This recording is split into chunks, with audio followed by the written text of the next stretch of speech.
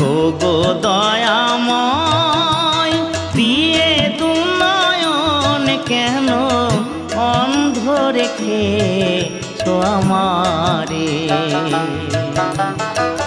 তুমি যে বিশ্বময় বিরাজ করো দয়াময়, তবু আমি এমন অভাগা পাই না দেখিতে তোমারে।